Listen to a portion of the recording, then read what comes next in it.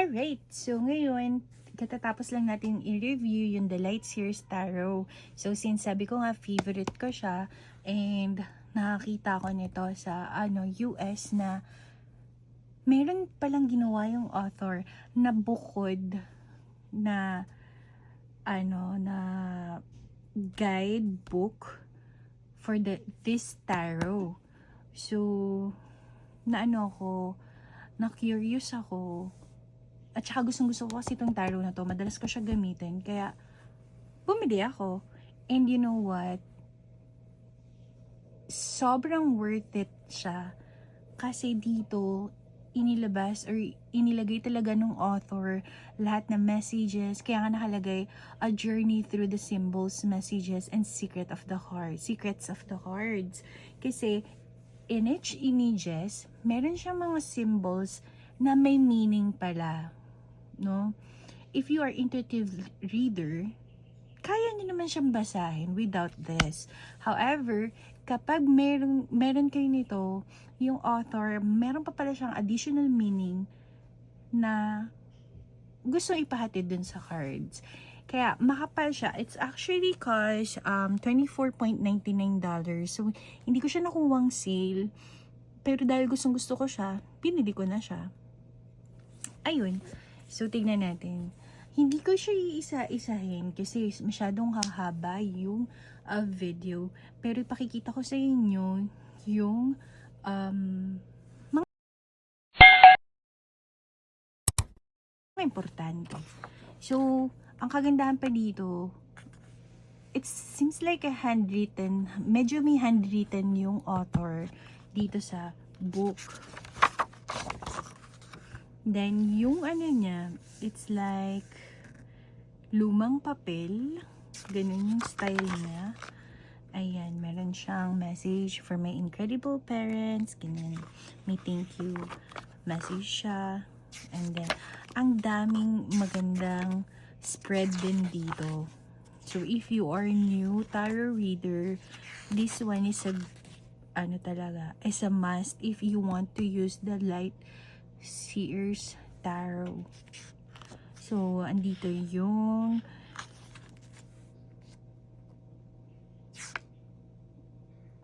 ayan.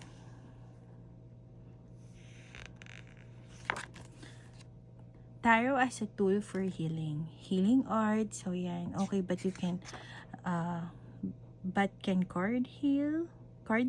So, imagine we would read cards, then the interpretation to change the thoughts and emotions. So, may mga ganun siya. Tapos, meron din siyang tarot basic for the new card slinger. Ayan. Then, let's proceed to the minor arcana muna nilagay niya. So, meron din siya nilagay dito na upright and reverse. So, this is 78 card deck. So, 78 times 2, it will give you 156 meanings with the reversal. Connecting with your cards. Ayan, may paganyan pa siya. How you're going to connect with your cards. Ayan. Reading and spreads. So, ayan. Ito yung mga spreads na marami talaga siyang spreads na inilagay dito na makakatulong at may mga tip how you're going to do the spread. So, however, if you're an advanced tarot reader, you don't need this one. Hindi naman natin usually kapag medyo advanced ka na, you're not going to follow some spread na may sarili na tayong spread. So, ayun, depende sa'yo. Ayan, ang dami niyang mga pa-spread. So, let's proceed with the major arcana, no? Ayan, so sa The Fool, kung titignan niyo yung card, zoom in ko, ayan yung card ng The Fool, makikita niyo, may mga meaning siya, like protecting on your journey, the staff, yun yung staff. Tas amethyst crystal, yung hawak ng girl sa The Fool. So, it means pala, healing protection crystals often sense often serves as a gateway to the higher realms. Yan. Tapos, yellow dress. Bakit siya naka-yellow dress? So, may meaning din pala yun.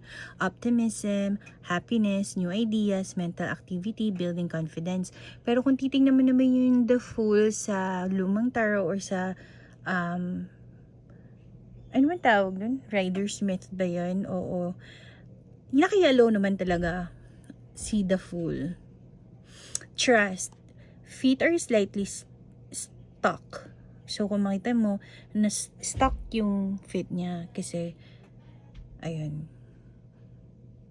it's taking a risk. String, tapos yung nakikita niyo sa ilalim, yung parang mga flower, meron din meaning. String of light, drawing her to her new future, all is possible. So, the Fool is for new beginning, taking a risk.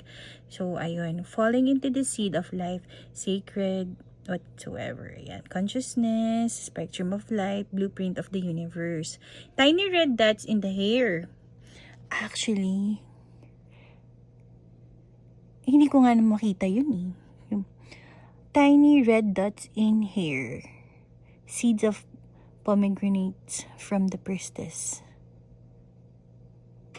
Hindi ko makita yun, actually.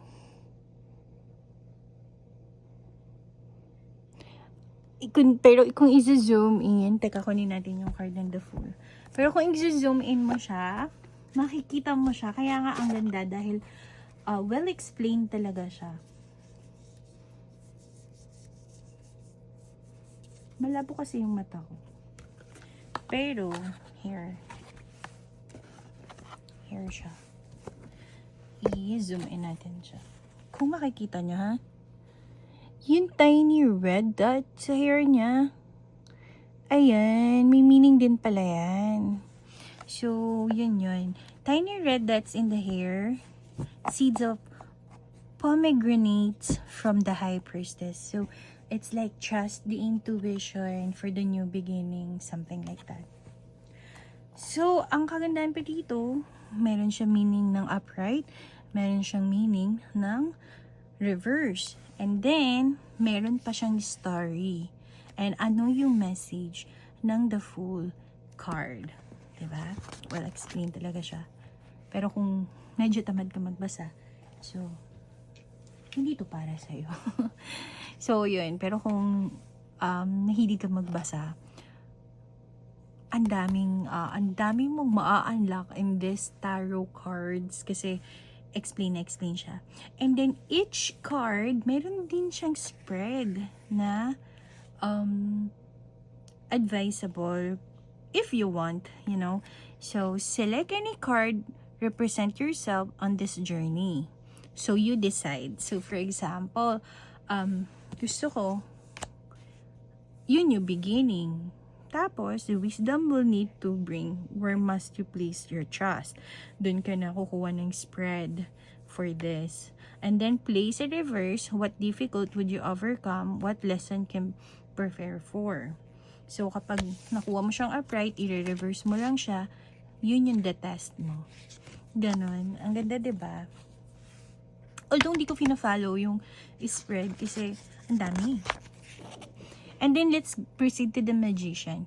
Ito naman yung Magician. So, ang dami rin niyang meaning inside the card. Kung ano yung spinning galaxy, why there's a white hole in the center where the matter is transformed and created a new, diba? Tapos, meron din yung infinity, which is infinity is in the Magician naman talaga, in the Rider's Myth Tarot. Pero dito, in-explain niya din. And then, kung ano yung meaning ng grass, anong meaning nung as above, so below. So, yun. Andun din. Ganun din sa Magician. Meron din the message of Magician, the story of Magician. Ganun. Tapos, meron din siyang spread for the Magician. If you're, for example, you're manifesting, help you call your dream into reality. And then, this is the above and this is so below. So, kung ano yung action mong dapat gawin. High Priestess. Ayan. Ang ganda nga eh, kasi marami ka talaga makikita sa tarot cards na, hala, may meaning pala yun. Lalo na dito sa ating, meron dito sa Queen of Sword. Queen of Sword kasi ako eh. You know, Aquarius, it's a Queen of Sword. Here. So, we're not usually into emotion. We are always head over heart. So, as you can see here, hindi ko to napansin, yung cup na yan, kung hindi ko pa talaga nabili tong book na to. So, pakikita ko sa inyo.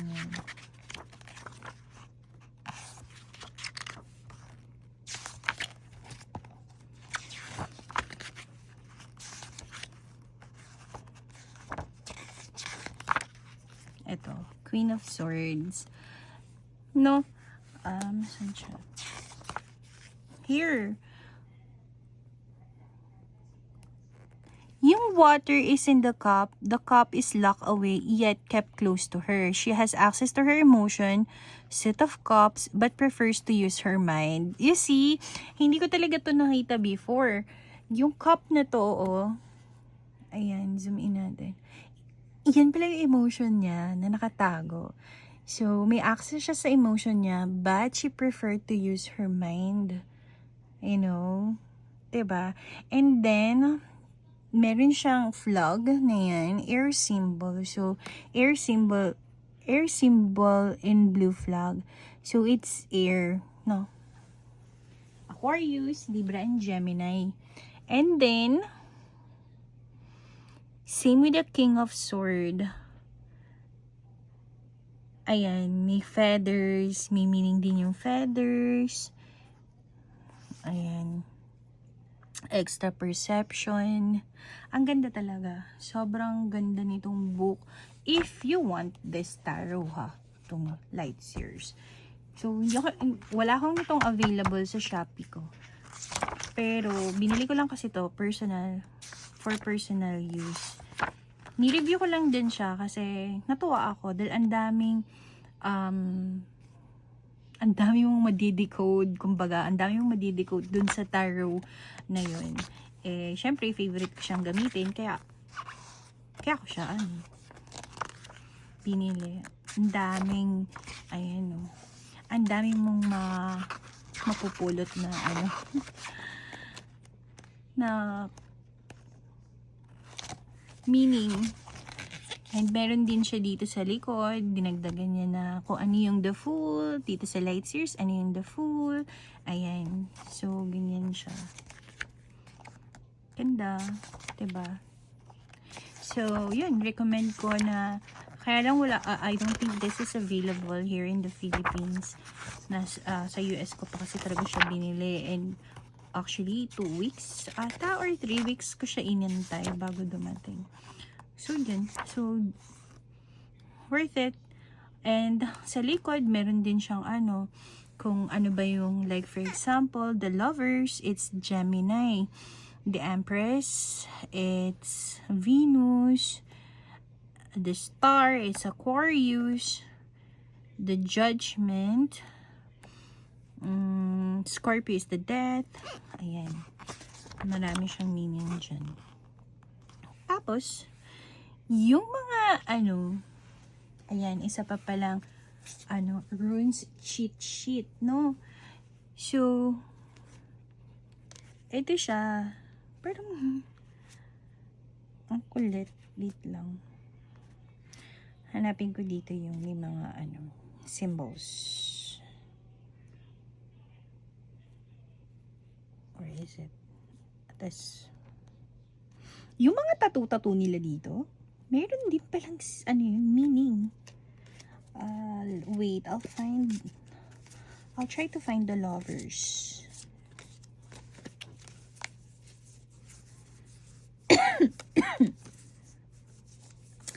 Kasi nakita ko siya sa The Lovers. Doon ko unang napansin yung tattoo. Nung una kong binili tong tarot. Sabi ko, bakit kaya may tattoo? Ba't kaya tattooan ng The Lovers? Ayun pala, may meaning siya.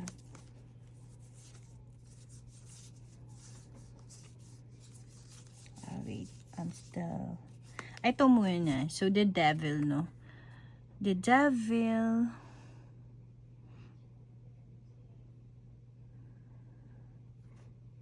Ano ba? Hindi. Wala dyan yun. Hindi siya. Wait.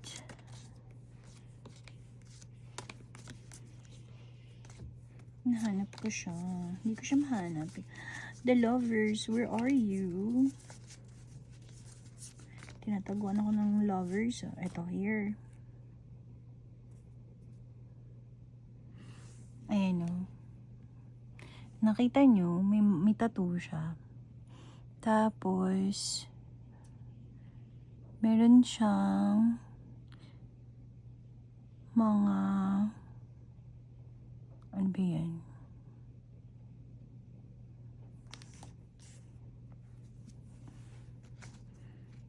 Hirap i-decode, no? Wait lang. Basta yung mga tattoo nila, tapos yung mga nakaganyan sa ano nila, sa damit nila, may meaning yan. Tapos, eto, you see, eto kasi kitang-kita siya. Ayan o, nakita niyo yung tattoo niya sa braso. So, may meaning pala yan. Ito siya. Potential, fertility, growth, pregnancy, beginning, and balance. So, pag lumabas, yun. Meron siyang potential, fertility, growth, beginning, and balance. Hanap pa tayo ng ibang tattoo.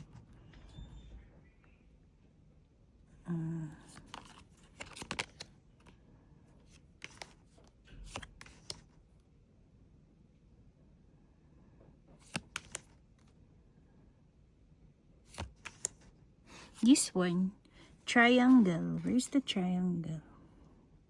Ito. Fire.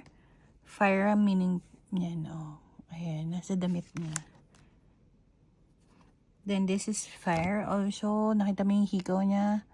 Triangle din. And then,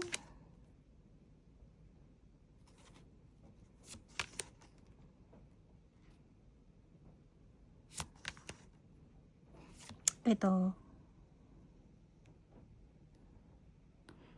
Ay, hindi. Wala siya dyan.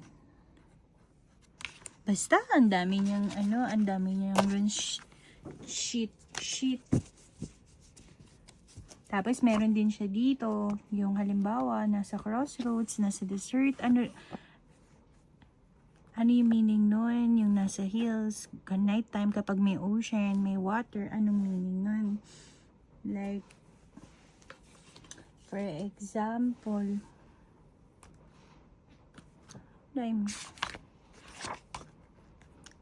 cliff. Saan ba dito? Ito, pag may grass. Saan ba pag may grass? Crossroads, forest. Ito, forest. So, forest is life, growth, abundance. Ayan. Tapos, pag may rainbow, so parang kinda rainbow na din siya. So, meron din siyang meaning. Flow, adapting change, emotional cleansing. Joy and happiness. Then, pag nasa desert siya, isolation, finding one's true self, or new adventure. This one. Ganun. And then, ito yung isa pa sa rainbow. So, joy and happiness. And then, ito naman, kapag nasa mountain siya, obstacles, mountain. Obstacles, challenges, and achievements. Ayan. So, yun. Ganda, no? Yun lang. So, if you have any tarot, Lenormand, or oracle in mind that you want me to review, baka meron ako, I'll review it first. But if not, I'll try my best to find it. So, i-review natin. So, please don't forget to like and subscribe. And then, see you in my next video. Bye!